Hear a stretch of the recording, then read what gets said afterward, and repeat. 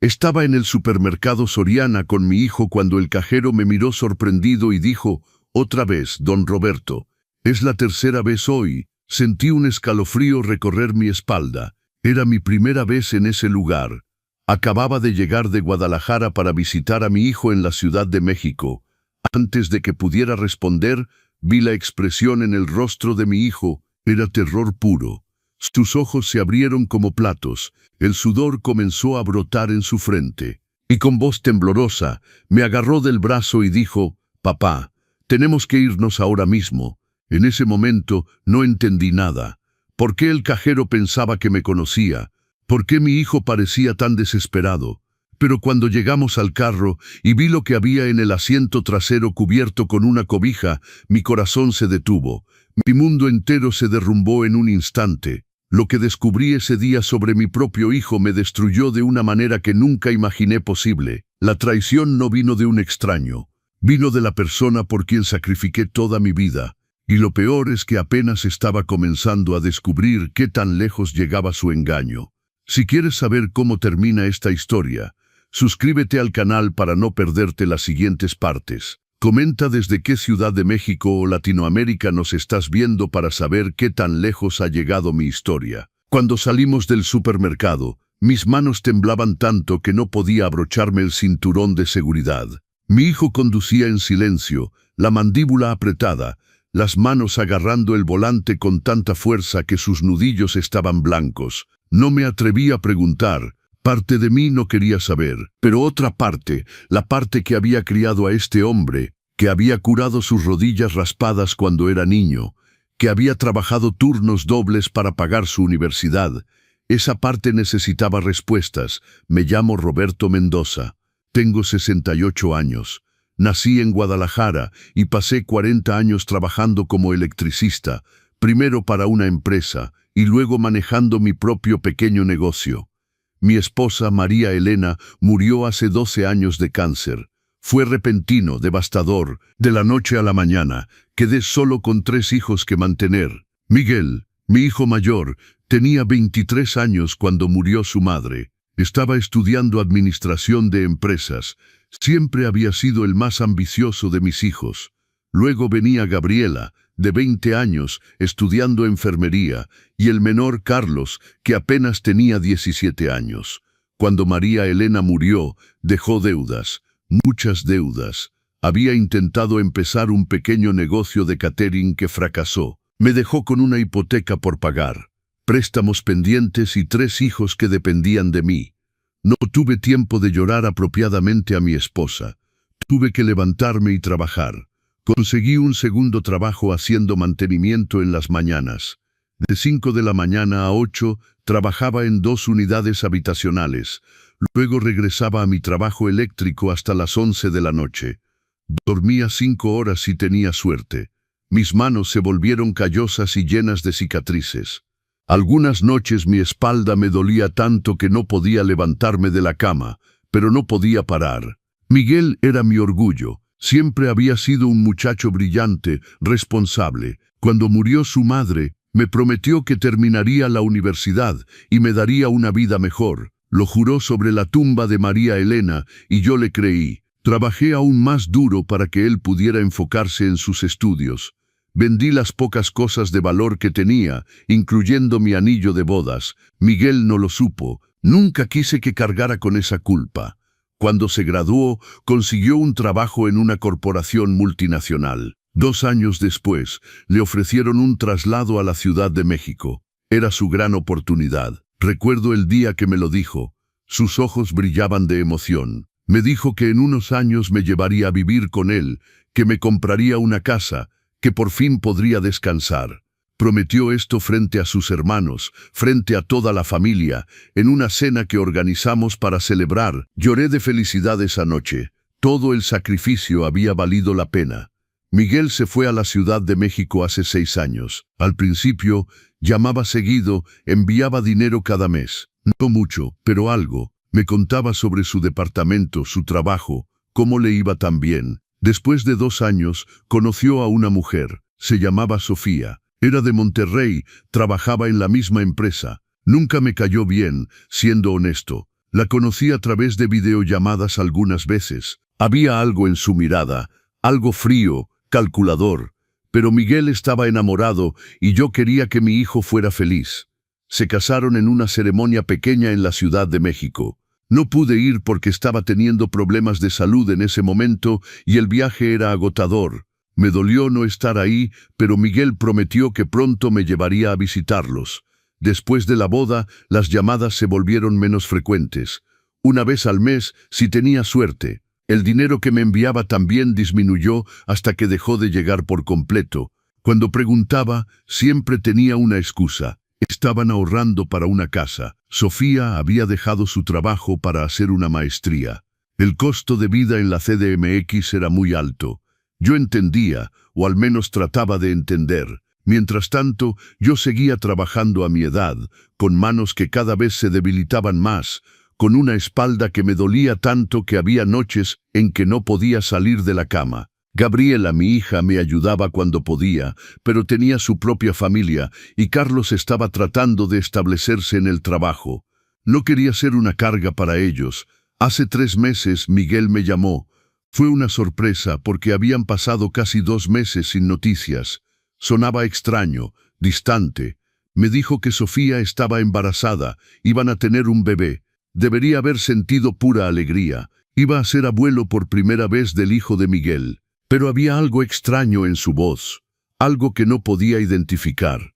Le pregunté si todo estaba bien. Dijo que sí, solo estaba estresado con el trabajo. Entonces, casi como si se le hubiera ocurrido de repente, dijo: «Papá, ¿por qué no vienes a visitarnos? Ha pasado mucho tiempo desde que has visto dónde vivimos». Mi corazón dio un salto. Después de 6 años, finalmente iba a ver a mi hijo, conocer a mi nuera en persona, ver con mis propios ojos la vida que había construido. Carlos me ayudó con el boleto. Miguel envió dinero para el vuelo. Era la primera vez en años que me había enviado algo. Debía haber visto esto como una señal de alarma, pero estaba tan emocionado que no pensé claramente. Llegué a la Ciudad de México un viernes por la tarde. Miguel me recogió en el Aeropuerto Internacional Benito Juárez. Cuando lo vi, casi no lo reconocí. Había subido de peso, tenía ojeras profundas, se veía mayor que sus 35 años, pero lo abracé con toda la fuerza que mis brazos cansados podían dar. Mi muchacho, mi hijo mayor, lo había extrañado tanto. El abrazo que me devolvió fue breve, casi incómodo.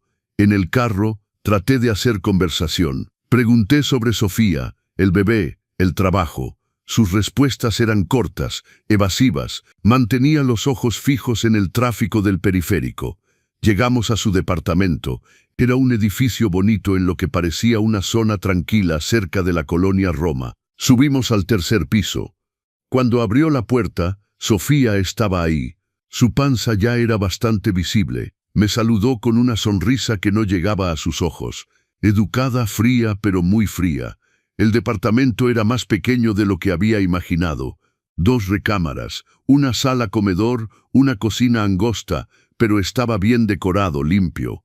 Me mostraron la habitación de huéspedes donde me quedaría.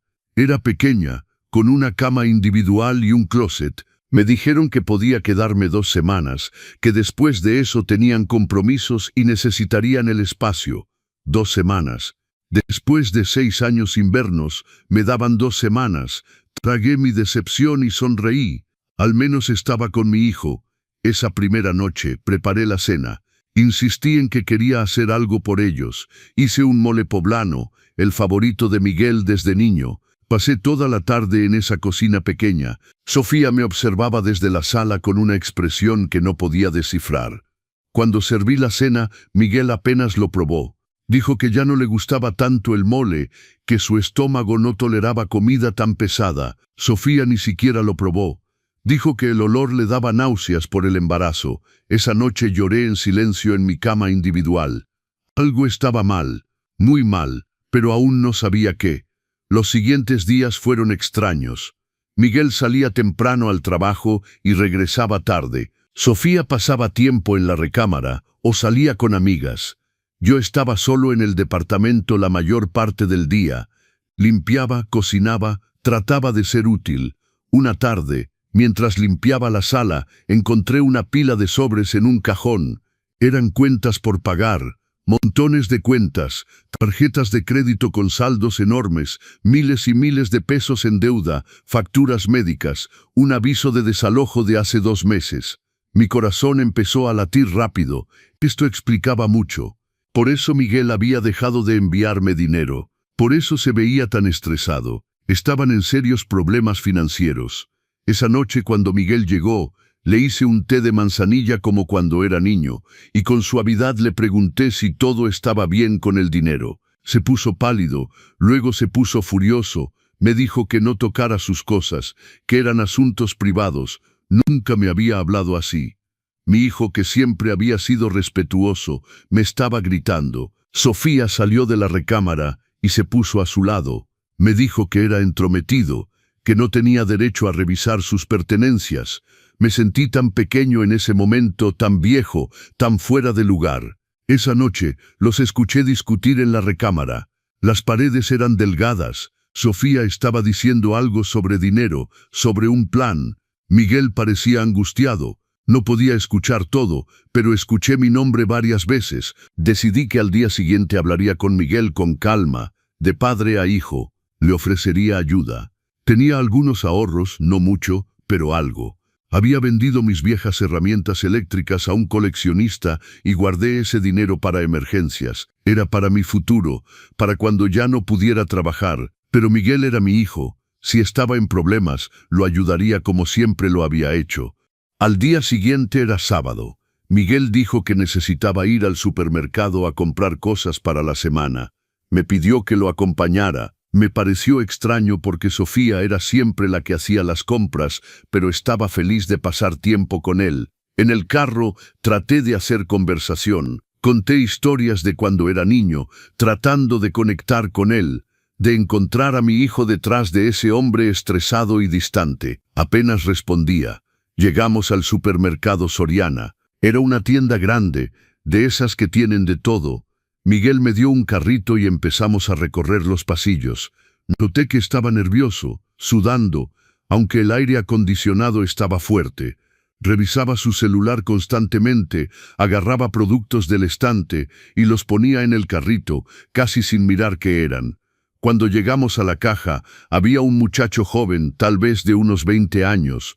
Empezó a escanear los productos, luego me miró y dijo con una sonrisa amigable: «Otra vez, don Roberto.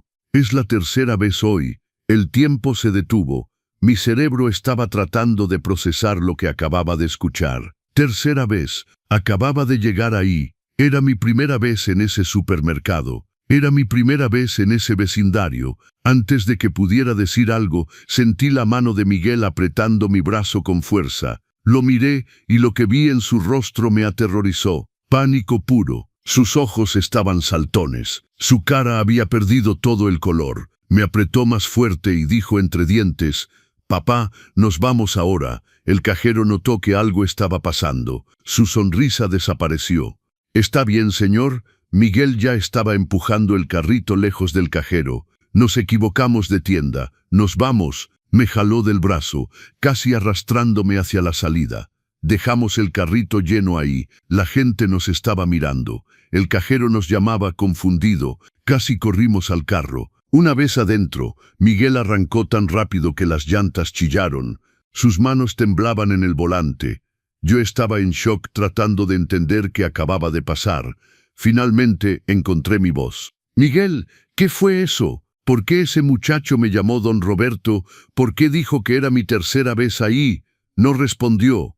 Sus ojos estaban fijos en el camino, mandíbula apretada. «Miguel, respóndeme, me estás asustando». Silencio. Miré hacia el asiento trasero, buscando alguna explicación, cualquier cosa que me ayudara a entender. Fue entonces cuando lo vi. Una cobija doblada, pero debajo aparecía algo, una bolsa del mismo supermercado Soriana del que acabábamos de huir. Con manos temblorosas me estiré hacia atrás y levanté la cobija. Lo que vi me dejó sin aliento. No era una bolsa, había 3 bolsas llenas de productos. Comida, artículos de tocador, productos para bebé, todos con etiquetas de precio. Nada había sido pagado. Dios mío, el susurro salió de mi boca sin poder controlarlo. Miguel frenó tan fuerte que me lanzó hacia adelante. Gracias a Dios llevaba puesto el cinturón de seguridad. Orilló el carro a un lado del camino y simplemente se quedó ahí sentado, con las manos en el volante, respirando pesadamente. Miré las bolsas, luego a mi hijo, luego a las bolsas otra vez. Mi mente se negaba a aceptar lo que era tan obvio. Miguel, mi voz salió quebrada. ¿Qué es esto? Silencio. Miguel, por favor. Finalmente se volteó hacia mí. Tenía lágrimas en los ojos. Lágrimas de frustración, vergüenza, enojo. Es comida, papá. Es comida para nosotros, para Sofía, para el bebé que viene. Sentí que el mundo se movía debajo de mis pies. Pero estas bolsas no están pagadas. Tú las robaste. Decir esas palabras me dolió físicamente. ¿Cuánto tiempo llevas haciendo esto? Se limpió las lágrimas con rabia. ¿Qué querías que hiciera, papá? Nos van a desalojar el próximo mes. Debo 4 meses de renta. Las tarjetas de crédito están al máximo. Sofía no puede trabajar por el embarazo de alto riesgo. Mi sueldo apenas cubre los gastos médicos. ¿Querías que dejáramos que el bebé se muriera de hambre? No podía respirar. Se sentía como si alguien estuviera apretando mi pecho con ambas manos. Este no podía ser mi Miguel. Mi hijo, el muchacho que había criado con valores, con principios, que iba conmigo a misa todos los domingos, que había prometido cuidarme en la vejez. Miguel, esto es robo, es un delito. Podrías ir a la cárcel. Se rió, una risa amarga sin humor. ¿Y qué me sugieres, papá? ¿Que regrese a Guadalajara como un fracasado? ¿Que admita que no pude lograrlo aquí?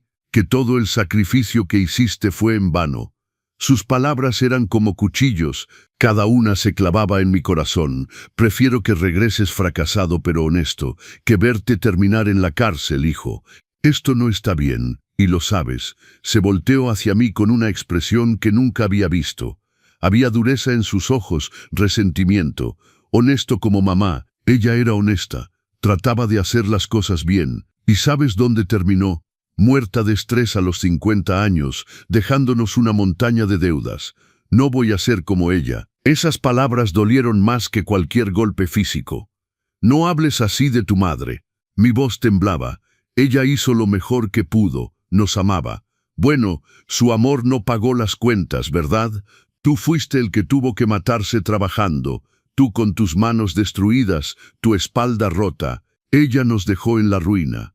Las lágrimas corrían por mis mejillas. Miguel, por favor, esto no es culpa de tu madre. Y robar no es la solución. Hay otras opciones. Podemos buscar ayuda. Hablar con servicios sociales. Yo puedo, tú puedes, ¿qué, papá? Me interrumpió. ¿Enviarme dinero con qué? Con tu miserable pensión, con lo que ganas haciendo trabajos eléctricos. Cada palabra era como veneno. Tengo ahorros, no es mucho, pero su expresión cambió, se iluminó. Una luz codiciosa apareció en sus ojos que me hizo instintivamente retroceder en mi asiento. ¿Ahorros? ¿Cuánto? La forma en que preguntó me dio escalofríos. No parecía mi hijo preguntándole a su padre. Parecía un extraño calculando una oportunidad. Miguel, ¿cuánto, papá? Insistió. Su voz era más dura. Vendí mis viejas herramientas y he estado ahorrando algo cada mes. Tengo como 200,000 pesos. Lo vi haciendo el cálculo en su cabeza. Eso nos ayudaría, nos daría tiempo. Podría pagar 2 meses de renta, comprar lo que necesitamos para el bebé. Mi estómago se revolvió. No estaba preguntando, estaba asumiendo. Como si mi dinero, el dinero que había ahorrado trabajando hasta que me sangraran las manos, automáticamente le perteneciera.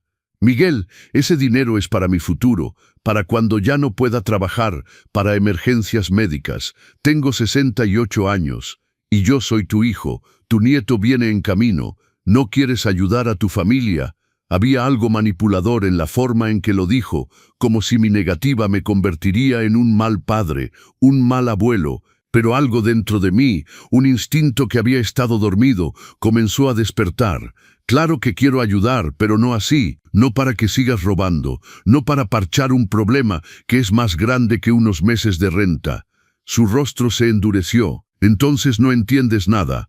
Arrancó el carro otra vez y hicimos el resto del viaje en silencio. Un silencio denso, pesado, lleno de cosas no dichas. Cuando llegamos al departamento, Sofía estaba esperando. Miró las bolsas que Miguel estaba sacando del carro y sonrió. Lo ayudó a llevarlas adentro. Yo la seguí en un estado de shock. Los observé guardar los productos robados como si no fuera nada, como si fuera lo más normal del mundo. Sofía notó mi expresión. ¿Qué pasa, don Roberto? ¿Se siente bien? Se ve pálido. Hasta la forma en que decía mi nombre sonaba falsa. Necesito acostarme. Fui a mi cuarto y cerré la puerta. Me senté en la cama y traté de procesar todo. Mi hijo era un ladrón. Había estado robando, quién sabe por cuánto tiempo, y su esposa lo sabía, lo apoyaba. ¿Qué más no sabía? ¿Qué más me estaban ocultando?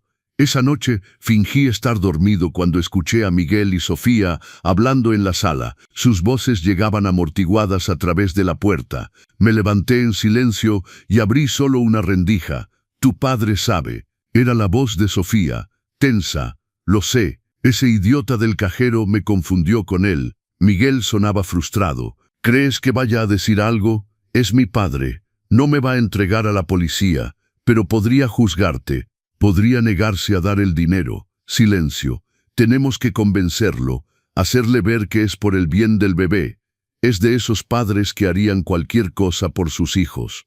La forma en que Sofía dijo eso, con ese tono calculador, me revolvió el estómago. No sé, Sofía, cuando le pedí el dinero en el carro, se puso raro. Creo que está molesto. Bueno, tendrá que superarlo. Necesitamos ese dinero. Y si tiene 200,000 pesos ahorrados, probablemente tiene más. Los viejitos siempre esconden dinero. Mi papá no es así. Todos son así, Miguel. Y si no quiere ayudar a su propio hijo, a su nieto, entonces ¿qué clase de padre es? Sentí la rabia hirviendo dentro de mí. Esa mujer estaba hablando de mí como si fuera un banco que podían robar. Dale unos días, continuó Sofía. Hazlo sentir culpable. Recuérdale todo lo que sacrificaste por él. Cómo ahora te toca a ti luchar y él puede hacerlo todo más fácil. Siempre funciona. La culpa paterna es muy poderosa. Miguel no respondió de inmediato. Quería creer que estaba incómodo con la sugerencia de su esposa. Quería creer que algo de mi hijo, del buen hombre que había criado, todavía existía ahí. Está bien, dijo finalmente, lo intentaré. Mi corazón se rompió. Cerré la puerta en silencio y me metí a la cama. Lloré en esa cama pequeña, en ese cuarto que no era mío, en una ciudad extraña, sintiéndome más solo que nunca. Incluso cuando María Elena murió, al menos entonces tenía a mis hijos, tenía a Miguel. Ahora me daba cuenta de que tal vez nunca realmente lo tuve. Los siguientes días fueron una actuación dolorosa. Miguel comenzó su campaña de manipulación justo como Sofía había sugerido. Me traía café por las mañanas, preguntaba cómo había dormido, me contaba historias sobre el bebé, sobre cómo quería ser un buen padre, mejor que yo. Ese comentario dolió, pero no dije nada. Me contaba qué tan difícil era vivir en la Ciudad de México, cómo todo era más caro de lo que había imaginado, cómo Sofía tenía complicaciones en su embarazo y el seguro no cubría todo, cómo se sentía como un fracasado. Y yo, que lo había conocido desde antes de que naciera, podía ver cada palabra calculada, cada pausa estratégica. Sofía también participaba en el acto. De repente, era dulce conmigo. Me pedía consejos sobre el embarazo, sobre cómo había criado a mis hijos. Me mostraba fotos del cuarto del bebé que querían arreglar. Me enseñaba ropita de bebé en internet, comentando lo cara que era. Era todo un juego, una manipulación. Y pensaban que yo era tan ingenuo, tan desesperado por sentirme necesario, que caería en la trampa. Parte de mí quería confrontarlos, decirles que había escuchado todo, pero otra parte, la parte que había aprendido a sobrevivir haciendo trabajos de mantenimiento, la parte que había negociado con acreedores después de la muerte de María Elena, esa parte sabía que necesitaba más información antes de actuar. Una tarde, mientras los dos estaban fuera, decidí investigar. Busqué en el departamento más cuidadosamente. En el closet de su recámara, detrás de unas cajas, encontré más bolsas del supermercado, más productos robados. Había suficiente comida ahí para meses. Esto no era supervivencia, era un hábito. En el cajón del tocador de Sofía encontré algo más: joyería, aretes, pulseras, collares, todos todavía con etiquetas de tienda, sin pagar. Mi hijo y su esposa no solo estaban robando comida, estaban robando todo. También encontré documentos, estados de cuenta bancarios que mostraban la verdad completa de su situación financiera.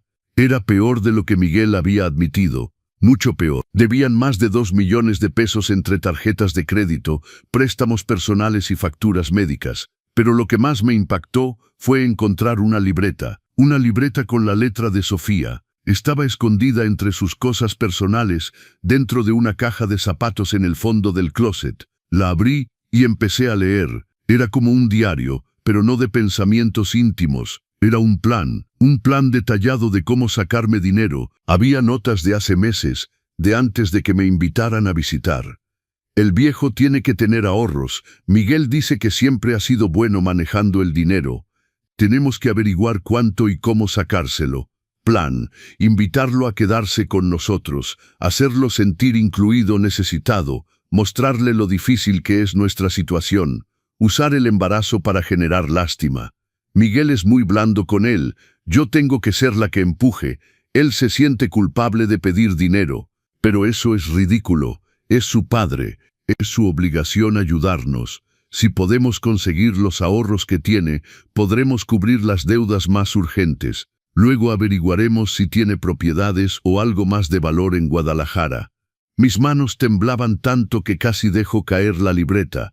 Continué leyendo. Cada palabra era como una puñalada. El problema es que el viejo puede ser terco. Miguel dice que tiene orgullo. Tendremos que romperlo. Hacerle ver que si no nos ayuda, perderá contacto con su nieto. Eso lo destruirá. Una vez que tengamos el dinero, podemos empezar a distanciarnos. Decir que necesitamos nuestro espacio como nueva familia. Miguel va a protestar al principio, pero eventualmente entenderá. No podemos tener a su padre controlando nuestras vidas. Había más, páginas y páginas de manipulación calculada, de mentiras planeadas, de cómo usar mi amor como padre en mi contra. Me sentí nauseabundo. Corrí al baño y vomité. Cuando levanté la vista del inodoro, vi mi reflejo en el espejo, un viejo con arrugas profundas, con manos deformadas por el trabajo, con ojos cansados, un hombre que había dado todo por sus hijos. Y este era el resultado. Me lavé la cara con agua fría, respiré profundo, y en ese momento algo cambió dentro de mí. La tristeza comenzó a transformarse. El dolor se convirtió en algo más frío, más claro, rabia, pero no una rabia caliente, irracional. Una rabia fría, calculada. Me miré otra vez en el espejo y por primera vez en días sonreí. Querían jugar, querían manipular al viejito ingenuo. Pero lo que no sabían, lo que Miguel había olvidado porque se fue de casa hace tanto tiempo, era que su padre no había sobrevivido 40 años trabajando, lidiando con acreedores, negociando con jefes abusivos y criando a 3 hijos solo por ser ingenuo. Yo sabía jugar esos juegos, y los jugaba mucho mejor de lo que esos 2 mocosos malcriados podían imaginar. Puse la libreta de vuelta exactamente donde la había encontrado. Tomé fotos con mi celular de las páginas más incriminatorias. También fotografié las bolsas de productos robados, la joyería con etiquetas, toda la evidencia que había encontrado. Luego me senté en la sala a esperar que regresaran. Cuando llegaron, los saludé con una sonrisa suave, de padre cansado. «Hijos, necesitamos hablar». Miguel inmediatamente se tensó. Sofía mantuvo su máscara de preocupación. «¿Qué pasa, don Roberto? ¿Se siente bien?» «No, no me siento bien. Es que he estado pensando mucho estos días. Sobre ustedes, sobre el bebé, sobre su situación». Los vi intercambiar una mirada de triunfo mal disimulado. Pensaban que había funcionado. «He sido egoísta», continué. Mi voz sonaba quebrada y vulnerable. Estaba actuando, y lo estaba haciendo bien. He estado pensando solo en mí, en mi futuro, en mis miedos. Pero ustedes son mi familia, mi hijo, mi nieto. ¿Qué clase de padre, qué clase de abuelo sería si los dejo sufrir cuando puedo ayudar? Vi los ojos de Sofía brillar. Miguel parecía aliviado, pero también un poco incómodo. Tal vez todavía quedaba algo de conciencia en él. Solo un poco. Papá, no tienes que, empezó a decir. Sí tengo que hacerlo, hijo. Tragué saliva fuerte, haciendo parecer que me costaba trabajo continuar. Es mi obligación, mi alegría. Quiero darles mis ahorros. Quiero que los usen para el bebé, para estabilizarse. Sofía casi saltó de la emoción, pero se controló. En lugar de eso, vino hacia mí y me abrazó. Un abrazo falso, vacío. Don Roberto, no sabe lo que esto significa para nosotros. Es usted un ángel, una bendición. Miguel se acercó también, tomó mis manos. Papá, te prometo que te devolveremos cada peso en cuanto nuestra situación mejore. No se preocupen por eso, hijo. El dinero va y viene. La familia es para siempre. Las palabras casi me ahogaron al decirlas, sabiendo que eran mentira, sabiendo lo que realmente pensaban de mí. Solo hay un problema, dije, fingiendo pesar. ¿Cuál?, preguntó Sofía, y noté un toque de alarma en su voz. El dinero está en Guadalajara, en mi cuenta del banco. No puedo transferirlo desde aquí porque no traje mi token de seguridad. Tendría que regresar a casa para hacer la transferencia. Vi la decepción en sus rostros. Sofía recuperó su compostura primero. No puede pedirle a alguien que lo haga por usted, a Gabriela o a Carlos. Negué con la cabeza. Solo yo puedo acceder a esa cuenta. Es una cuenta especial que abrí hace años. Ni siquiera mis otros hijos saben de ella. Esto era cierto. Había aprendido después de la muerte de María Elena a ser cuidadoso con el dinero, a tener cuentas que solo yo manejaba. ¿Cuánto te tomaría ir y volver?, preguntó Miguel.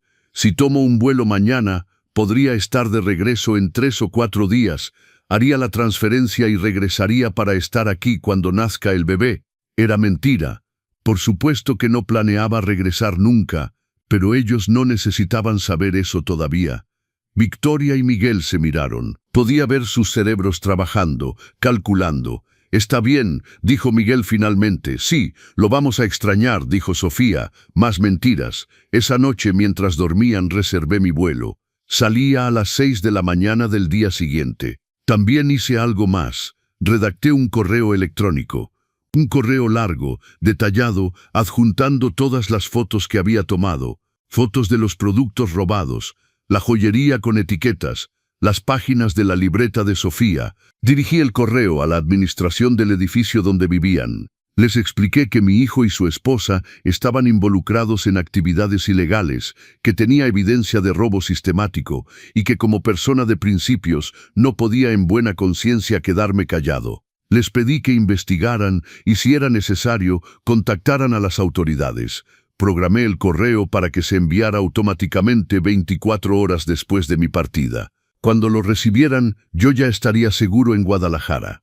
También envié un correo a Gabriela y Carlos. Les conté todo, adjunté las mismas fotos, les expliqué la manipulación, el plan para sacarme dinero. Les dije que estaba bien, que estaba regresando a casa y que por favor no trataran de contactar a Miguel, que lo dejaran enfrentar las consecuencias de sus acciones. A las 4 de la mañana me levanté en silencio, me vestí, empaqué mis pocas pertenencias, escribí una nota y la dejé en la mesa de la cocina. La nota decía: Miguel, lo he pensado mejor, no voy a darte mi dinero, no para que sigas robando, no para que sigas mintiendo. Criarte fue el honor de mi vida, ver en qué te has convertido es mi mayor dolor. Busca ayuda, hijo, encuentra tu conciencia. Con amor y decepción, tu padre. Llamé a un taxi que me esperó abajo. Bajé con mi maleta, cerré la puerta del departamento por última vez y me fui en el taxi. En el camino al aeropuerto Benito Juárez, lloré. Lloré por mi hijo, lloré por los años perdidos, lloré por las ilusiones rotas, pero también, en algún lugar dentro del dolor, sentí algo más: libertad. Me había liberado. Ya no era el padre que se sacrificaba hasta destruirse. Ya no era el hombre que se dejaba usar en nombre del amor paterno. Era Roberto Mendoza, un hombre de 68 años, que finalmente estaba eligiéndose a sí mismo. El vuelo de regreso a Guadalajara fue largo. Tuve mucho tiempo para pensar, para procesar, para llorar un poco más, pero también para planear, porque esto no había terminado. No iba a permitir que Miguel y Sofía salieran impunes. Y definitivamente no iba a permitir que pensaran que habían ganado. Cuando aterricé en Guadalajara, Gabriela y Carlos me estaban esperando en el aeropuerto. Me abrazaron fuerte. Gabriela estaba llorando. «Papá, leímos tu correo. No podemos creer que Miguel haya hecho esto. Estamos en shock». Carlos, mi hijo menor, se veía furioso. «Voy a llamarlo. Voy a decirle lo que pienso». «No», dije firmemente, «no vas a hacer nada. Yo estoy resolviendo esto. Miguel tiene que aprender esta lección por su cuenta». Me llevaron a casa, mi casita en Guadalajara. Cuando abrí la puerta y entré, sentí como si hubiera estado ausente años en lugar de solo una semana. Todo estaba como lo había dejado. Mis herramientas eléctricas nuevas en la esquina, mis plantas en la ventana, fotos de mis hijos en las paredes, fotos de Miguel cuando era niño. Tendría que bajar esas fotos, o tal vez no, tal vez las dejaría como un recordatorio de lo que fue, de lo que pudo haber sido. Esa noche, solo en mi cama, en mi casa, revisé mi teléfono. Tenía 3 llamadas perdidas de Miguel y 2 mensajes de texto. «Papá, ¿dónde estás? Papá, encontré tu nota. Por favor, llámame. ¿Podemos hablar de esto?» No respondí. 2 días después, recibí una llamada de un número desconocido de la Ciudad de México. No contesté. Dejaron un mensaje de voz. Era una mujer que se identificó como la administradora del edificio donde vivía Miguel. Había recibido mi correo. Habían investigado el departamento, habían encontrado exactamente lo que yo había documentado, habían contactado a las tiendas que aparecían en las etiquetas. Las tiendas habían revisado sus videos de seguridad, habían identificado tanto a Miguel como a Sofía, habían presentado denuncias. La mujer me agradeció mi honestidad y me informó que desafortunadamente habían tenido que proceder con un desalojo inmediato debido a actividades ilegales en la propiedad. Colgué el teléfono. No sentí nada, o tal vez sentí todo, era difícil saberlo. Una semana después, recibí una llamada de Miguel. Esta vez contesté. «Papá», su voz sonaba destruida. Había estado llorando. «Papá, ¿cómo pudiste hacernos esto?» Me quedé en silencio. Lo dejé continuar. «Por tu culpa nos desalojaron. Por tu culpa las tiendas presentaron denuncias. Tengo que ir a la corte. Podría ir a la cárcel. Sofía está destruida, el estrés está afectando el embarazo. ¿Cómo pudiste hacerle esto a tu propio hijo, a tu nieto?» Respiré profundo. «Miguel, yo no te hice nada, tú te hiciste esto a ti mismo. Tú elegiste robar, tú elegiste mentirme, tú elegiste junto con tu esposa manipularme y usarme. Necesitaba ayuda, estaba desesperado, y yo te hubiera ayudado si hubieras sido honesto. Si hubieras venido a mí con la verdad, como un hijo a su padre, hubiéramos encontrado una solución juntos. Pero no querías mi ayuda. Querías mi dinero sin tener que rendirle cuentas a nadie. Querías usarme. Eres mi padre. Se supone que debes apoyarme incondicionalmente». Esas palabras dolieron, pero también me dieron claridad. «¿Apoyarte? Sí. Permitir que me uses, que me faltes al respeto, que cometas crímenes. No. Te crié mejor que eso, Miguel, y si olvidaste las lecciones, entonces necesitas aprenderlas otra vez, aunque sea por las malas. Te odio», dijo. Su voz era puro veneno. «Arruinaste mi vida». «No, hijo, tú arruinaste tu vida. Yo solo me negué a ser parte de la destrucción». Colgó, y no volvió a llamar. Pasaron semanas, luego meses. Gabriela y Carlos me hacían compañía, me apoyaban. Ellos también estaban dolidos por las acciones de su hermano, pero entendían mi decisión. Una tarde, 3 meses después de mi regreso de la Ciudad de México, estaba haciendo un trabajo eléctrico en mi garaje cuando escuché que tocaban a la puerta. Abrí y tuve una sorpresa. Era mi tía Esperanza, la hermana mayor de mi difunta esposa María Elena. Tenía 82 años, pero seguía siendo una mujer imponente, con mente aguda. «Roberto, necesitamos hablar». Entró sin esperar invitación. Se sentó en mi sofá. Yo me senté frente a ella, confundido. «Tía Esperanza, ¿qué pasó? ¿Está todo bien? Eso debería preguntarte yo. Me enteré de lo de Miguel. Gabriela me contó». Suspiré. «Tía Esperanza, si vino a decirme que fui muy duro con él». Al contrario, me interrumpió. Vine a decirte que hiciste lo correcto, y vine a decirte algo más, algo que debí haberte dicho hace años. Sacó un sobre de su bolsa, un sobre viejo, amarillento. Cuando María Elena murió, todos pensaron que solo había dejado deudas. Era cierto, su negocio fracasó. Pero lo que nadie sabía, lo que ella no quiso decirte para no preocuparte, porque pensó que resolvería el problema, es que su padre, tu suegro, le había dejado algo como herencia años antes. Mi corazón empezó a latir más rápido. ¿Qué tipo de herencia? Terreno, un terreno grande en las afueras de Guadalajara. En ese tiempo no valía mucho. Era zona rural. Por eso María Elena nunca le dio importancia. Usó los papeles de ese terreno como garantía para algunos préstamos. Pero como los préstamos eran menores al valor del terreno, nunca lo perdió. Después de su muerte, en medio del caos de las deudas, ese terreno quedó olvidado. Los papeles estaban entre sus cosas, pero nadie los buscó. Yo los encontré cuando ayudé a limpiar su oficina, pero en ese momento tú estabas tan abrumado, no quise agregar más complicaciones. Guardé los papeles pensando que te los daría cuando fuera el momento correcto.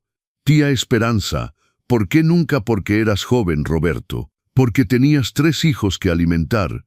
Pensé que si sabías de ese terreno, intentarías venderlo inmediatamente por centavos para pagar deudas. Y yo sabía que esa zona iba a desarrollarse. Lo sabía porque mi esposo trabajaba en planificación urbana para la ciudad. Vio los planos de expansión. Así que decidí guardar el secreto, esperar a que el terreno se valorizara y dártelo cuando realmente lo necesitaras. Abrió el sobre. Adentro había escrituras, documentos legales, papeles oficiales. Ese terreno está ahora en una de las zonas más desarrolladas de Guadalajara. Construyeron centros comerciales, condominios residenciales, todo alrededor. El terreno de María Elena, que son 2 hectáreas, ahora vale una fortuna. Me quedé sin palabras. ¿Cuánto?, pregunté en un hilo de voz. Lo hice evaluar el mes pasado cuando Gabriela me contó sobre Miguel y me di cuenta de que podrías necesitar recursos para reconstruir tu vida. El valor estimado es de 150 millones de pesos. El mundo se detuvo. 150 millones de pesos. No podía ser real. Tía Esperanza, esto no es suyo. No lo es, Roberto. Siempre fue tuyo. Era de María Elena, y cuando ella murió, pasó a ti como su esposo.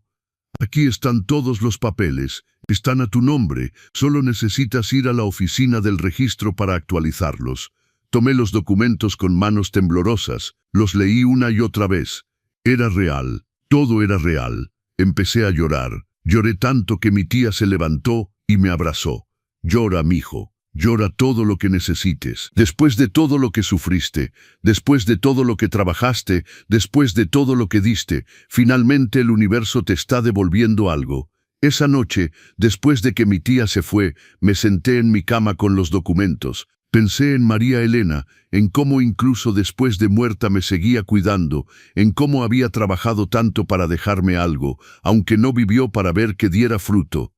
Gracias, mi amor, susurré al aire. Gracias por seguir cuidándome. Los siguientes días fueron un torbellino. Contraté un abogado. Fuimos a la oficina del registro. Actualizamos toda la documentación. Todo estaba en orden.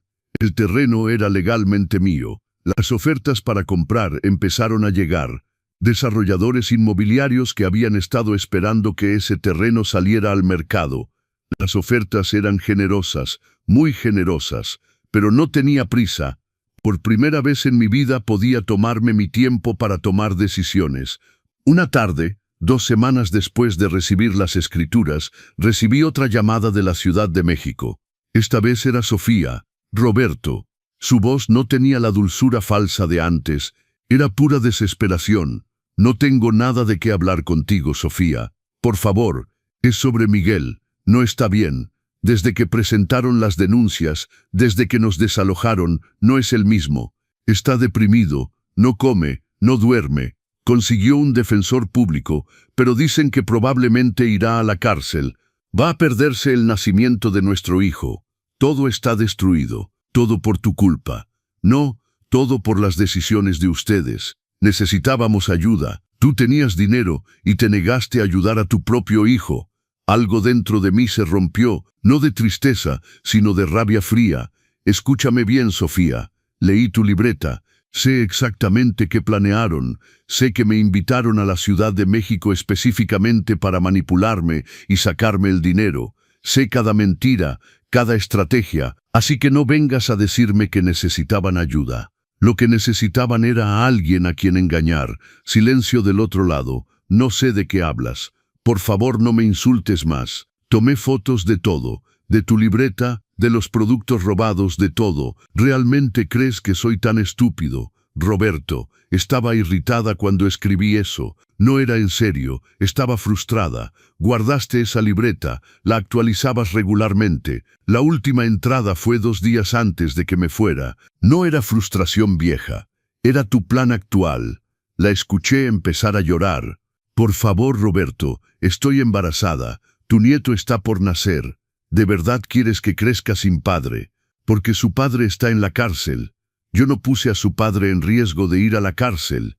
Él se puso ahí solo, y tú lo ayudaste. Si tan solo dieras el dinero, podríamos pagar un buen abogado, podríamos hacer un trato, podríamos empezar de nuevo. Ahí estaba. La verdadera razón de la llamada. Todavía querían mi dinero. No, dije simplemente. Solo debes saber. ¿No te importa tu nieto?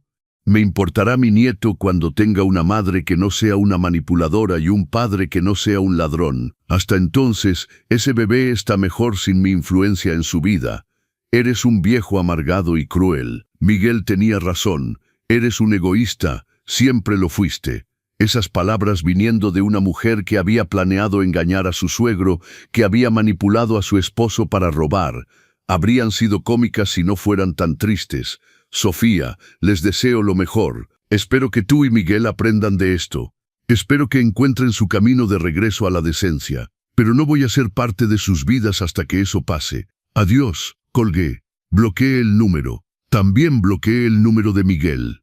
Si querían contactarme, tendrían que hacerlo a través de Gabriela o Carlos, y les había dejado muy claro a mis otros hijos que no me pasaran ningún mensaje a menos que fuera una emergencia real. Los siguientes meses fueron transformadores. Finalmente vendí el terreno, no al postor más alto, sino a un desarrollador cuyo proyecto me gustó porque incluía vivienda accesible junto con áreas comerciales. Quería que el legado de María Elena ayudara a familias como la nuestra había sido. La venta se cerró en 130 millones de pesos, un poco menos que la valuación más alta, pero estaba en paz con la decisión. Con ese dinero, mi vida cambió completamente. Lo primero que hice fue comprarme una casa nueva para mí. No grande, no ostentosa, pero cómoda, moderna, con un jardín hermoso en una zona tranquila de Guadalajara. También le compré una casa a Gabriela, que había estado pagando renta con su familia, y ayudé a Carlos con el enganche para su primer departamento. Ambos protestaron, dijeron que era demasiado, pero yo insistí. Ellos habían estado ahí para mí siempre. Se lo merecían. Puse una buena cantidad en inversiones seguras que me daban ingresos mensuales, suficiente para vivir cómodamente sin tener que trabajar hasta que me dolieran las manos. Aunque no dejé de trabajar completamente. Descubrí que disfrutaba cuando era por placer y no por necesidad. Doné dinero a mi iglesia del barrio, a un refugio para mujeres y a una organización que ayudaba a padres solteros. Quería que mi buena fortuna ayudara a otras personas que, como yo, habían luchado solos. También me di lujos por primera vez en mi vida. Compré ropa nueva, me hice tratamiento para mis manos. No podía revertir todo el daño de años de trabajo, pero al menos redujo el dolor. Empecé a tomar clases de carpintería, algo que siempre había querido hacer pero nunca tuve tiempo. Descubrí que era bueno en eso. Mis proyectos no ganarían premios, pero me hacían feliz. Y eso era suficiente. Viajé. Fui a Oaxaca, a San Miguel de Allende, a Puerto Vallarta, lugares en mi propio país que nunca había tenido la oportunidad de ver. Gabriela me acompañó en algunos viajes. Fueron los mejores momentos de mi vida. 6 meses después de vender el terreno, Gabriela recibió un mensaje de Miguel. El bebé había nacido. Un niño. Lo nombraron Roberto como yo, su abuelo. La ironía no se me escapó. Miguel envió una foto a Gabriela. El bebé era hermoso, gordito con mucho cabello negro. Se parecía a Miguel cuando nació. Algo se movió en mi corazón cuando vi esa foto. Amor, sí, pero también tristeza. Tristeza por todo lo que se había perdido, por la relación que pudo haber sido. Miguel le escribió a Gabriela que el juicio había terminado. Como era su primer delito y porque devolvió algunos de los artículos robados, le dieron libertad condicional en lugar de cárcel. Tendría que hacer servicio comunitario y pagar multas, pero no iría a prisión. Me alegré por eso. No por él, sino por el bebé. Ese niño merecía tener a su padre. Aunque ese padre tenía mucho trabajo que hacer consigo mismo. Gabriela me preguntó si quería que le pasara algún mensaje a Miguel. Pensé mucho en ello. Finalmente le dije, dile que lo amo, que siempre lo amaré, pero ese amor no significa permitir que me falten al respeto. Cuando esté listo para una disculpa real, para un cambio real, mi puerta estará abierta. Pero no antes. No sé si Gabriela pasó el mensaje. Miguel no respondió, y estaba bien con eso. Un año después de mi regreso de la Ciudad de México, estaba en mi taller trabajando en un gabinete. Era una tarde hermosa. El sol empezaba a ponerse, pintando el cielo de naranja y rosa. Escuché el timbre, dejé mis herramientas y fui a abrir. Era una mujer joven, tal vez de unos 30 años. Llevaba un bebé en brazos. Me tomó un segundo reconocerla de las pocas videollamadas que habíamos tenido. Sofía, y el bebé debía ser Roberto, mi nieto. Hola, don Roberto, dijo en voz baja. Ya no había arrogancia en su voz, solo agotamiento. Hola, Sofía. No abrí la puerta completamente. Me quedé en el umbral. ¿Puedo pasar?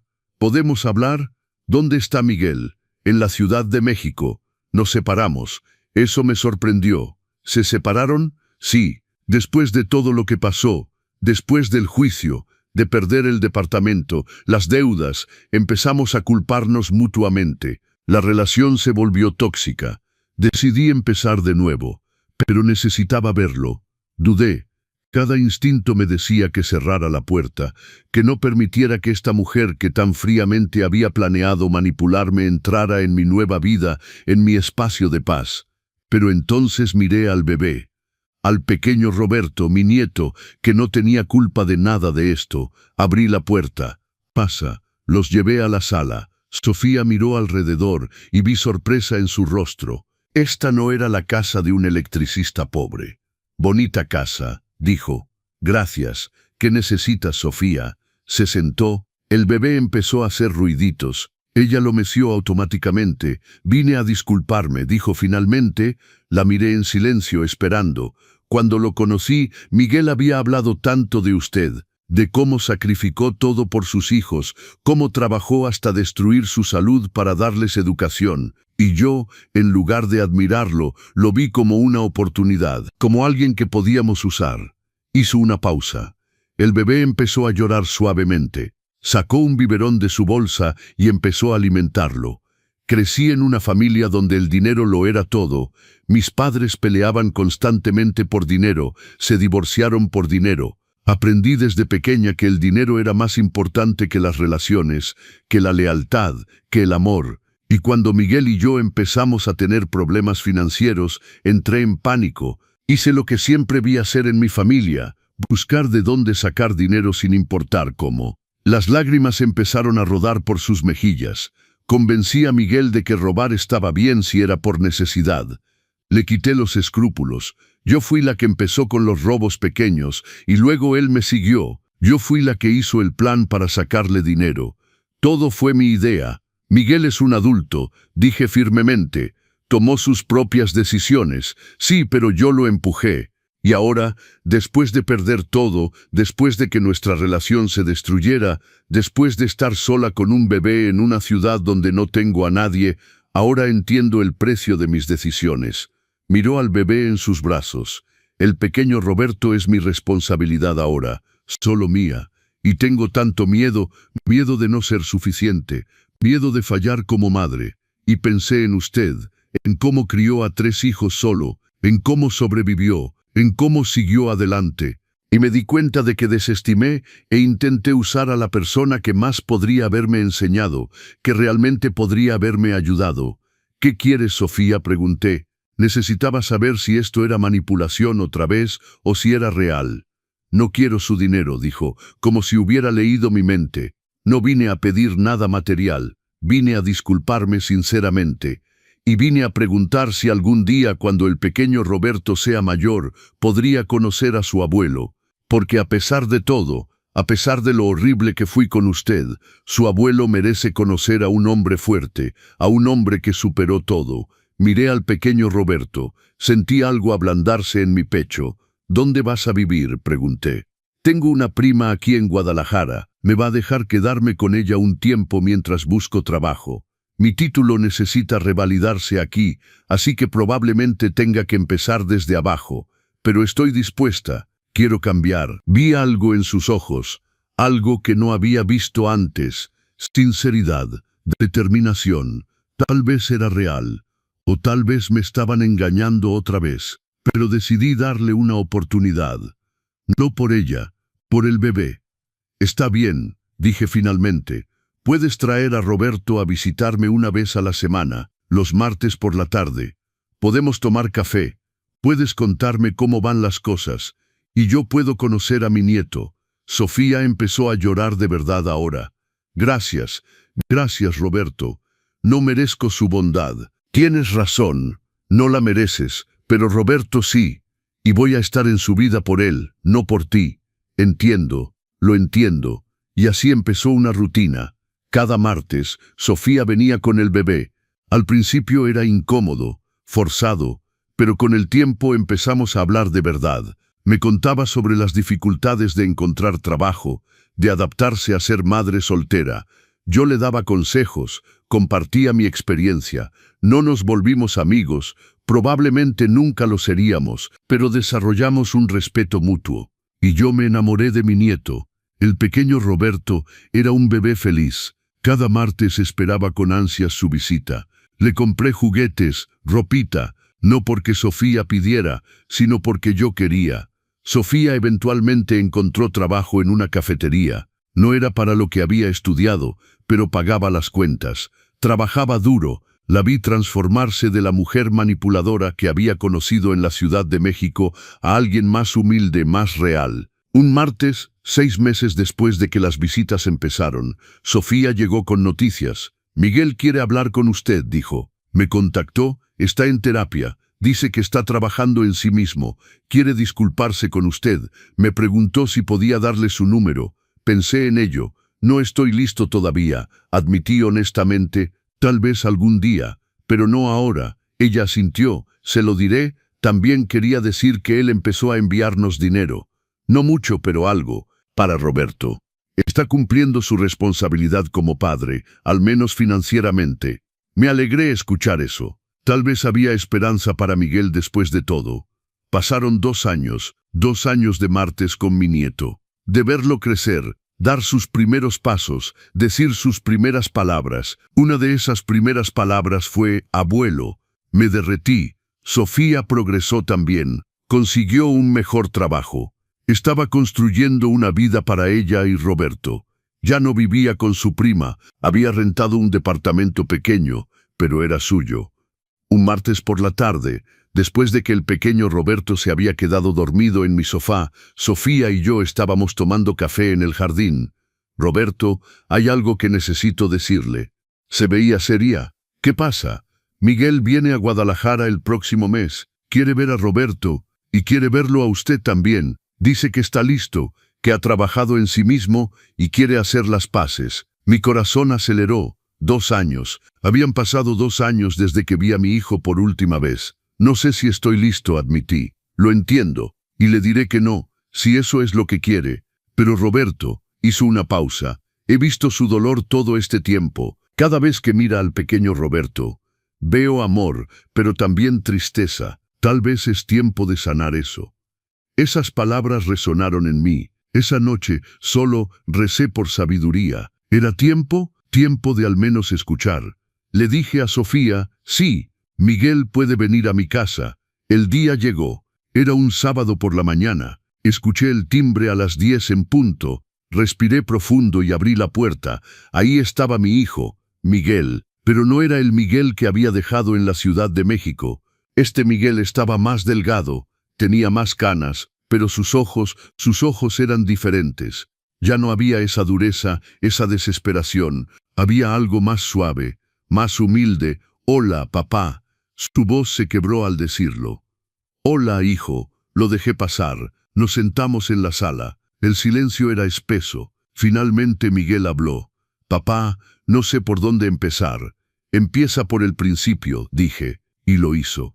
Me contó todo, como la presión de tener éxito, de demostrarle al mundo que lo había logrado, lo había consumido, como cuando empezaron los problemas financieros, entró en pánico, como Sofía sugirió el primer pequeño robo, y él, en lugar de detenerla, la siguió, como cada robo se hizo más fácil. «Cuando encontré tu nota», dijo con lágrimas en los ojos, «cuando me di cuenta de que sabías todo, sentí alivio. Te juro, papá, parte de mí sintió alivio porque ya no tenía que seguir mintiendo. Pero luego vino la rabia, porque enfrentar las consecuencias era aterrador. Entonces te culpé a ti. Te hice el villano de mi historia para no tener que verme como el villano de la mía». Lloró. Mi hijo de 37 años lloró como cuando era niño. El juicio fue humillante. El servicio comunitario fue duro. Perder a Sofía fue doloroso. Pero lo peor, papá, lo peor fue darme cuenta en qué me había convertido, en qué había convertido los valores que tú y mamá me enseñaron. Se limpió las lágrimas. Empecé terapia primero porque era requerido por la libertad condicional, pero luego porque realmente necesitaba entender qué me había pasado. «¿Y qué descubriste?», pregunté con suavidad. «Que pasé tanto tiempo tratando de no ser como mamá, tratando de no fracasar como ella fracasó, que olvidé las cosas en las que ella tuvo éxito. Ella era honesta, era amorosa, era buena madre. Sí, tuvo problemas financieros, pero nunca perdió su integridad. Y yo en mi arrogancia pensé que ser exitoso financieramente era más importante que ser buena persona. Estaba equivocado, papá. Estaba tan equivocado. Lo escuché cada palabra, y sentí algo. Sentí que estaba siendo honesto, que este arrepentimiento era real. «¿Qué quieres de mí, Miguel?» «Perdón», dijo simplemente. «Sé que no lo merezco. Sé que lo que hice es imperdonable, pero aún así te pido perdón. Y si no puedes dármelo hoy, lo entiendo. Esperaré». Estuve en silencio por un largo momento. «Miguel, lo que me hiciste dolió más que nada que haya experimentado jamás, más que perder a tu madre. Porque tu madre murió, no eligió dejarme, tú elegiste traicionarme». Asintió, aceptando cada palabra. «Pero», continué, y vi esperanza brillar en sus ojos, «también te conozco. Te cargué dentro de tu madre. Sé quién eres en tu esencia. Lo que hiciste estuvo mal, pero las consecuencias que enfrentaste fueron justas. Nuestra relación nunca será lo que fue». Esa confianza ciega se perdió para siempre. Vi el dolor en sus ojos, pero, dije, y vi esperanza encenderse. «Podemos construir algo nuevo, algo más real, basado en honestidad y respeto mutuo. Te estoy dando la oportunidad de probar que el cambio que dices haber hecho es real, no con palabras, sino con acciones, con tiempo. Lo haré, papá, lo prometo. No me prometas a mí, prométete a ti mismo. Promete ser el hombre que tu hijo necesita que seas». Ese día no nos abrazamos con lágrimas dramáticas y perdón instantáneo, pero tomamos café juntos, hablamos, y cuando se fue, acordamos que regresaría la siguiente semana. Los siguientes meses, Miguel cumplió su palabra. Venía cada semana, siempre respetuoso. Nunca llegaba con las manos vacías. A veces traía pan dulce de una panadería del centro. Otras veces simplemente llegaba temprano para ayudarme con algún trabajo en el jardín. Empezamos a conocernos otra vez, como dos adultos tratando de construir una relación saludable. Le conté sobre el terreno, sobre la herencia de su madre. Vi sorpresa en su rostro, pero no codicia. No pidió nada. Solo dijo: «Me alegro, papá. Te lo mereces. Mamá estaría feliz sabiendo que finalmente estás viviendo bien». Y lo dijo con sinceridad. Eso me dijo más que 1000 disculpas. Un año después de esa primera conversación, Miguel consiguió un trabajo en Guadalajara. Decidió mudarse de regreso. Quería estar cerca de su hijo. Quería reconstruir esa relación también. Victoria y Miguel no volvieron como pareja, pero aprendieron a ser padres presentes, a poner a Roberto primero. Miguel rentó un departamento pequeño, trabajaba duro, pagaba sus deudas poco a poco, y muy lentamente empecé a confiar en él otra vez. No era la confianza ciega de antes, era algo diferente, algo ganado, algo más valioso. Hoy, 3 años después de todo lo que pasó, estoy sentado en mi jardín. Es martes. Roberto, que ya tiene casi 4 años, está jugando con sus carritos de juguete en el pasto. Sofía está adentro haciendo café. Miguel está en camino, viene a cenar. Los martes se convirtieron en nuestro día familiar. No somos una familia tradicional. Somos complicados, parchados en algunos lugares, pero somos reales. Y hay amor, un amor más maduro, un amor que incluye límites. Miro a mi nieto y sonrío. Es mi alegría. Miro mi casa, mi vida cómoda. Pienso en el terreno de María Elena, en cómo me cuidó incluso después de muerta. Pienso en todo el viaje, en el hombre que era, trabajando hasta sangrar, en el hombre que descubrió la traición más dolorosa, en el hombre que eligió su dignidad sobre la manipulación, y en el hombre que soy ahora, un hombre que aprendió que el amor verdadero incluye límites, que el perdón no significa olvidar, que la familia no es perfecta, pero puede sanar. El pequeño Roberto corre hacia mí. Abuelo, mira mi carro, es un carro rojo. Me agacho aunque mis rodillas se quejan un poco y admiro su tesoro. Es hermoso, mi amor. Lo abrazo. Huele a jabón de bebé y galletas. Huele a segundas oportunidades. Escucho un carro. Es Miguel. Se baja y camina hacia nosotros. Hola, papá. Hola, hijo. Esta vez, cuando me abraza, le devuelvo el abrazo. Con paz, con perdón ganado. Sofía sale con el café. Nos sentamos todos en el jardín. Reímos por algo que dice el pequeño. Y en este momento soy feliz. Cerca de cumplir 71 años. Siento que mi historia puede dar fuerza a otras personas. Quiero decirles que está bien decir que no. Que amar a tus hijos no significa destruirte por ellos. Que amar a tu familia no significa permitir que te falten al respeto. Que puedes sanar, que puedes reconstruir, que puedes elegirte a ti mismo. Cuando finalmente pones límites, tal vez pierdas a algunas personas, pero las personas que pierdes son las que nunca realmente te valoraron. El espacio que dejan permite que entren las personas correctas, o permite que las personas equivocadas se vuelvan correctas a través del crecimiento. El sol empieza a ponerse. Mañana trabajaré en un nuevo gabinete. Un gabinete especial para el cuarto de Roberto. Quiero que tenga un lugar para sus juguetes, un lugar hecho por su abuelo, con amor, con manos que aunque marcadas por el trabajo, ahora trabajan por placer. Miguel me pregunta sobre un trabajo que está haciendo. Le doy consejos, como padre a hijo, como hombre a hombre. Ya no hay resentimiento entre nosotros.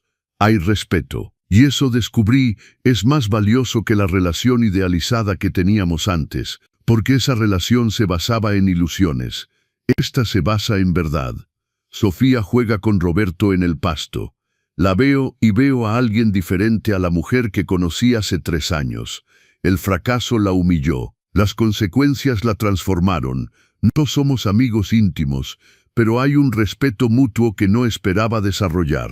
Cuando cae la noche, preparamos la cena juntos. Tacos de carnitas que hice esta mañana. La receta de María Elena. Miguel ayuda a poner la mesa. Sofía sirve las aguas frescas. Roberto intenta ayudar poniendo las servilletas, aunque algunas terminan en el piso. Nos sentamos a comer. Una familia imperfecta pero real. Y agradezco por el viaje, por las lecciones, por la fuerza que encontré cuando pensé que no tenía más, por la herencia de María Elena que cambió mi vida, por mis hijos Gabriela y Carlos que siempre estuvieron ahí, por este nieto que me devolvió la alegría, y sí, incluso por Miguel, por su caída y su redención, porque me enseñó que el amor verdadero no es ciego, es sabio. Después de cenar, Miguel se prepara para irse, tiene trabajo temprano mañana.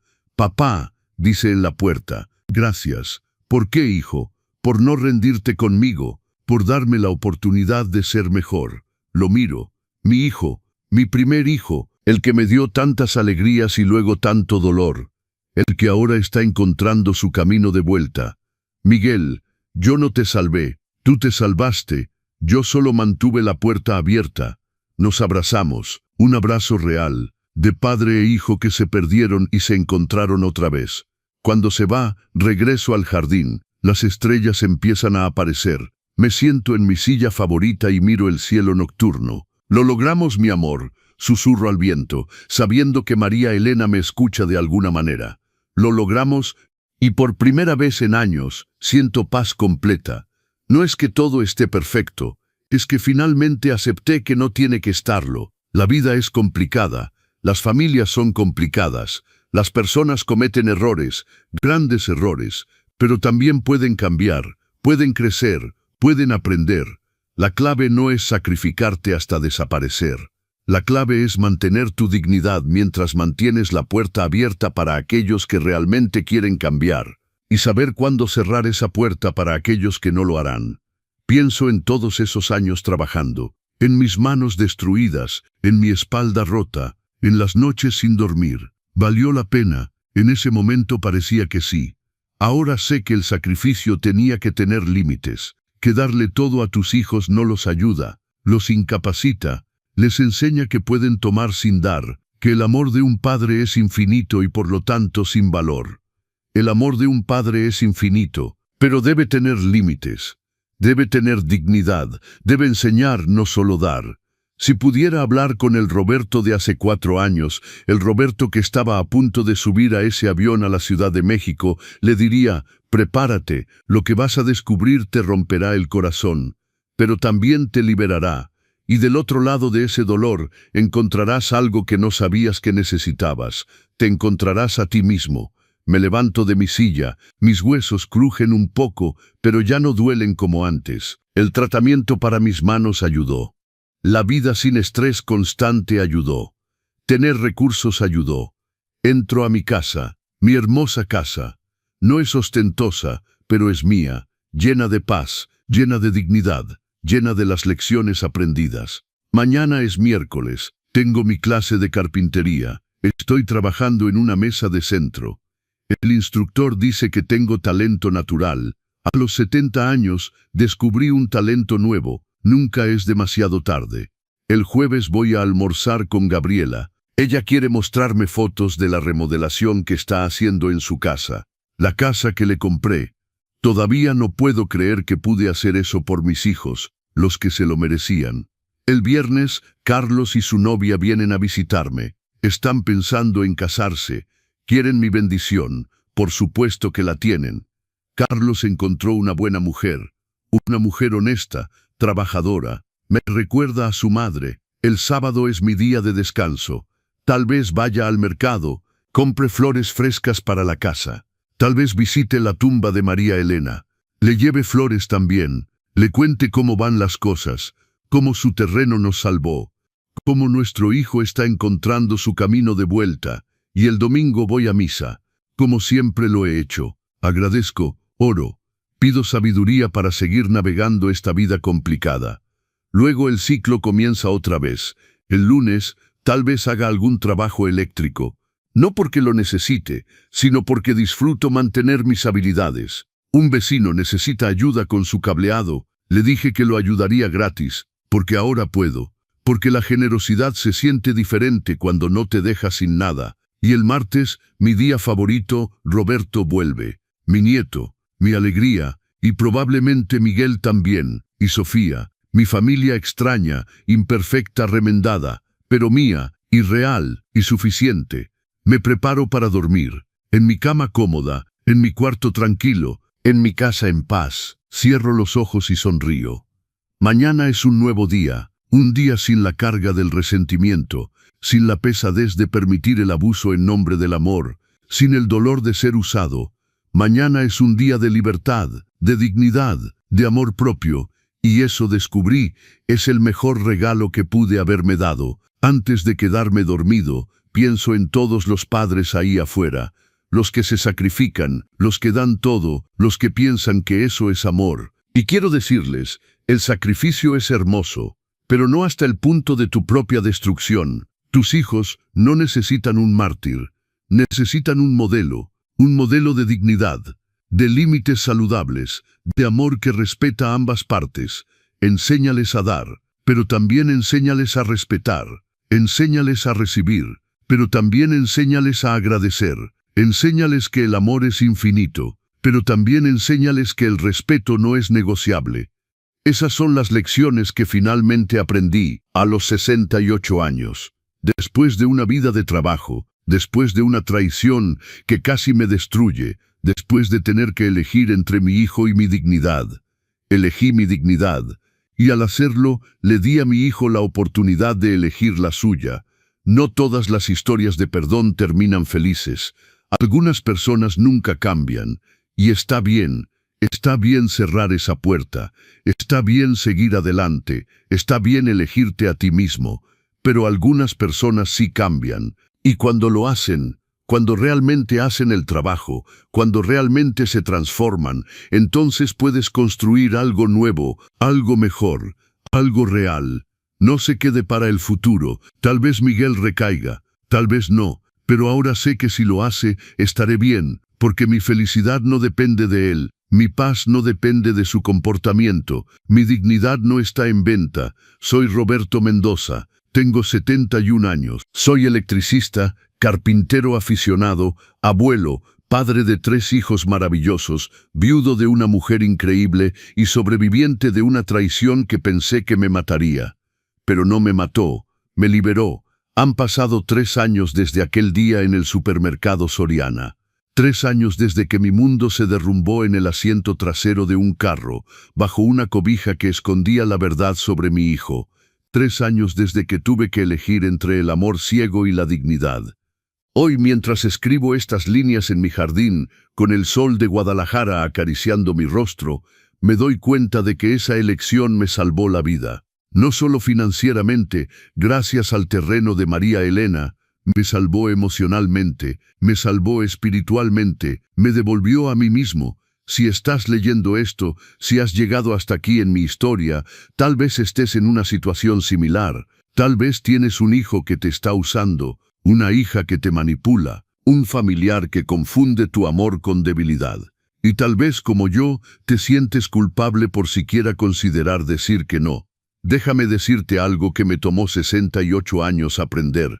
Decir que no a tus hijos cuando están equivocados no es abandono.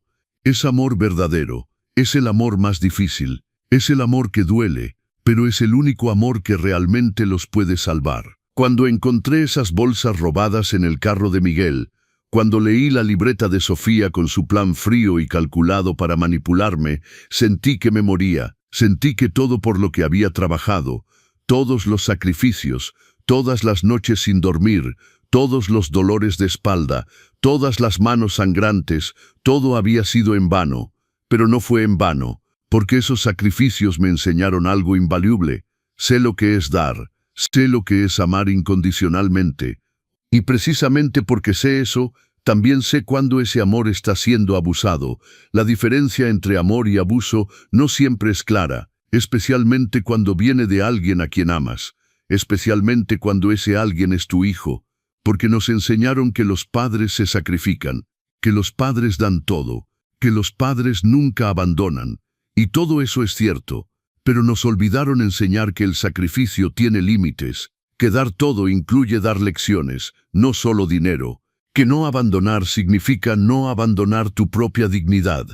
Miguel tenía que caer, tenía que enfrentar las consecuencias de sus acciones, no porque yo fuera cruel, sino porque era la única forma en que podía aprender. Si yo le hubiera dado esos 200,000 pesos, ¿qué habría aprendido? Que papá siempre rescata, que puedes robar y manipular y al final, si lloras lo suficiente, si juegas la carta del nieto, papá pagará. No le habría enseñado nada excepto que sus acciones no tienen consecuencias. Y un hombre que no entiende que sus acciones tienen consecuencias no es un hombre, es un niño en cuerpo de adulto, y los niños en cuerpos de adultos son peligrosos, para sí mismos y para todos los que los rodean.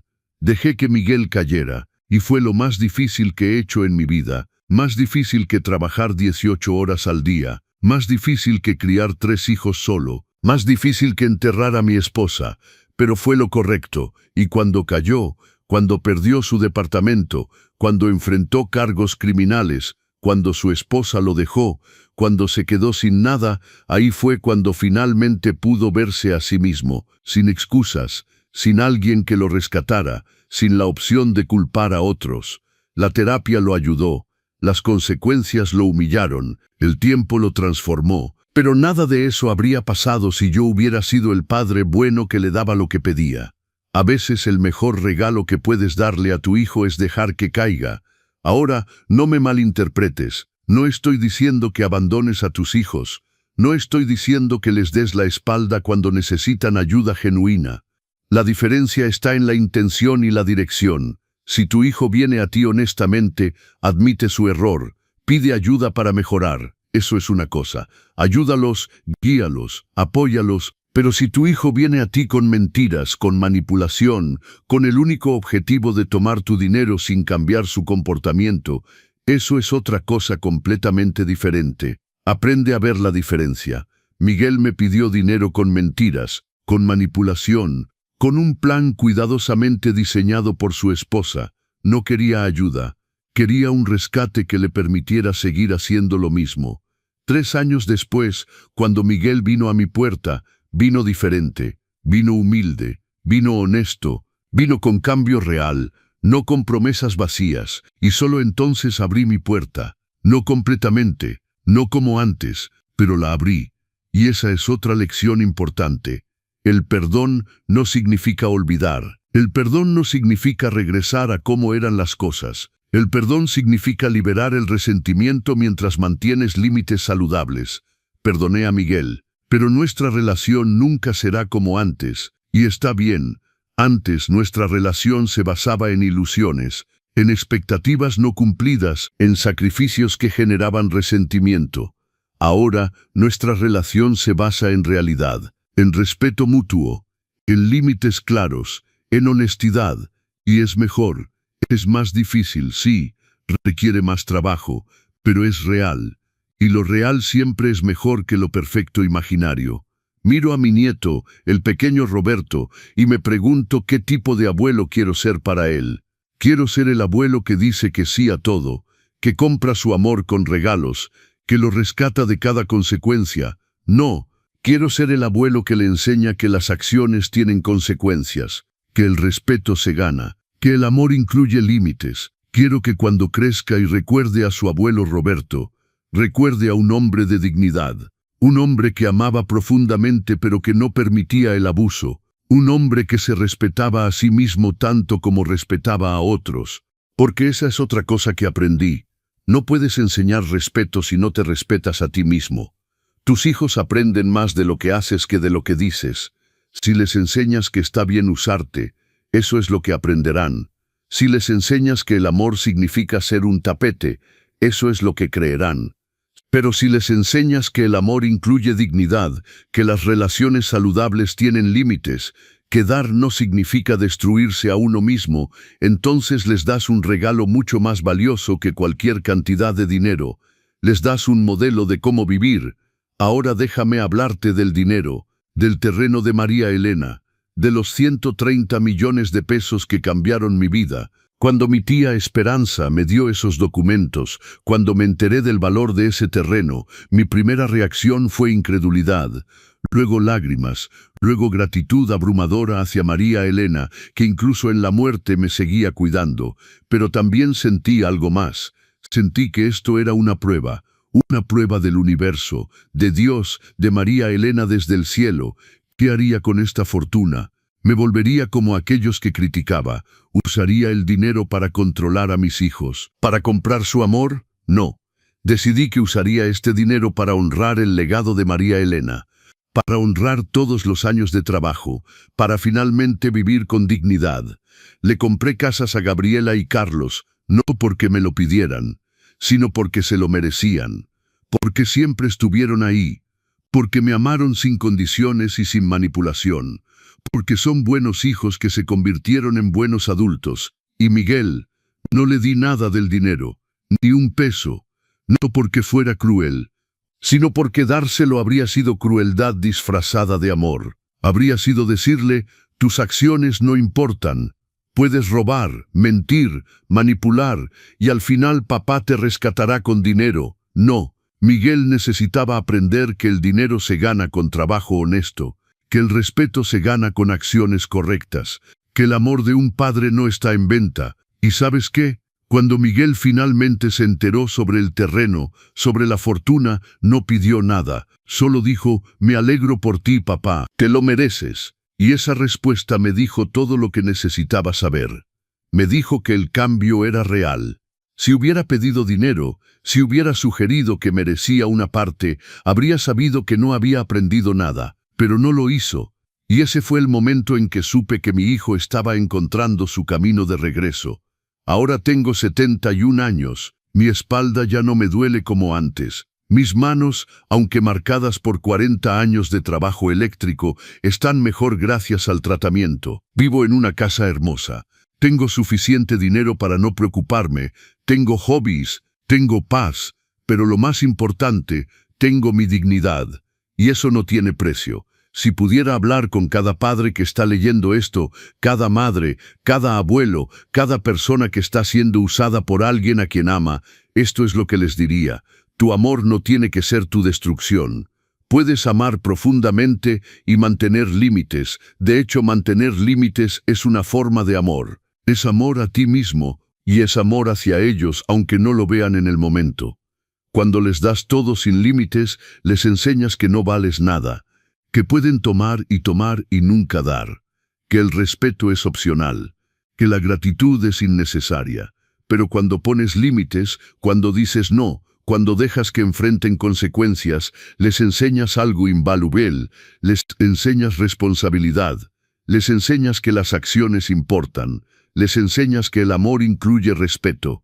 Y sí, algunos se enojarán, algunos te culparán, algunos tal vez nunca regresen. Y está bien, porque las personas que te dejan porque pusiste límites son las personas que solo te querían por lo que podían tomar.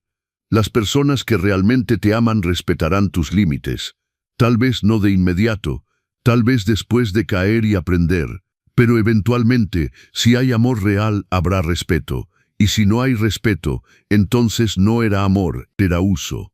Hoy es martes otra vez, mi día favorito, escucho un carro en la entrada. Es Miguel con el pequeño Roberto. Sofía viene detrás en su propio carro. Ya no vienen juntos como pareja, pero vienen como padres unidos por el amor a su hijo. El pequeño Roberto sale corriendo del carro. ¡Abuelo! ¡Abuelo!, grita con esa alegría pura que solo los niños tienen.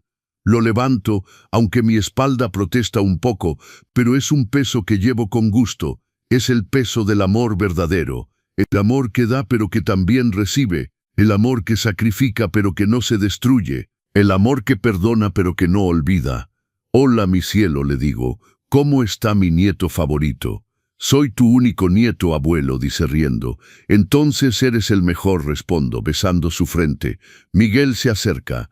Nos abrazamos. Ya no es el abrazo incómodo de hace 3 años. Es un abrazo real, de padre e hijo que se perdieron y se encontraron. Hola papá, ¿cómo estuvo tu semana? Bien, hijo, terminé el gabinete para Roberto. Ven, te lo muestro. Caminamos al taller. Le muestro el gabinete que hice en mi clase de carpintería. Es de madera de pino, con cajones para juguetes y estantes para libros. No es perfecto. Tiene algunas imperfecciones, pero está hecho con amor, con estas manos que trabajaron tanto, que sufrieron tanto, que ahora crean por placer. Es hermoso, papá, dice Miguel. Y veo lágrimas en sus ojos. Roberto lo va a amar. Es para su cumpleaños el próximo mes, digo. Quería hacer algo especial. Sofía entra al taller. Saluda con respeto. Hemos desarrollado una relación cordial. No somos familia en el sentido tradicional, pero hay respeto mutuo. Y para mí eso es suficiente. Preparamos la cena juntos. Carnitas con tortillas hechas a mano, frijoles refritos, arroz rojo, guacamole, la comida que María Elena hacía para las ocasiones especiales. Y cada martes es una ocasión especial ahora. Nos sentamos a comer. El pequeño Roberto cuenta historias de su kinder. Miguel habla de su trabajo. Sofía comparte que está estudiando para revalidar su título. Todos están creciendo. Todos están avanzando, y yo los escucho, los observo, y siento gratitud, no por lo que pudo haber sido, sino por lo que es, por la realidad imperfecta pero honesta que construimos de las cenizas de la traición.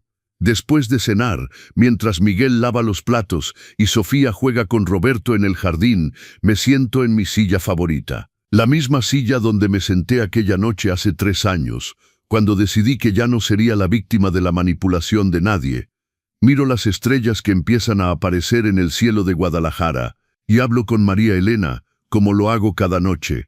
Gracias, mi amor, por el terreno, por seguir cuidándome, por darme la fuerza para hacer lo correcto, incluso cuando fue lo más difícil. Nuestro hijo está encontrando su camino, nuestros otros hijos están bien, y yo, mi amor, yo finalmente estoy viviendo. El viento sopla suavemente, moviendo las hojas de los árboles, y siento, como siempre, que ella me responde, que está orgullosa, que está en paz, como yo estoy en paz. Esta es mi historia, la historia de un hombre que lo dio todo por sus hijos, que fue traicionado por uno de ellos, que tuvo que elegir entre el amor ciego y la dignidad, y que eligió la dignidad. No fue fácil, fue la decisión más difícil de mi vida, pero fue la correcta. Y si tú estás en una situación similar, si alguien que amas te está usando, te está manipulando, te está destruyendo poco a poco en nombre del amor, quiero que sepas esto. Está bien decir que no, está bien poner límites, está bien elegirte a ti mismo, porque amarte a ti mismo no es egoísmo, es supervivencia, es sabiduría, es el primer paso para poder amar sanamente a otros. Y nunca es demasiado tarde para empezar. Yo empecé a los 68 años. Tú puedes empezar hoy. Soy Roberto Mendoza, tengo 71 años. Soy electricista, carpintero aficionado, abuelo, padre, viudo y sobreviviente.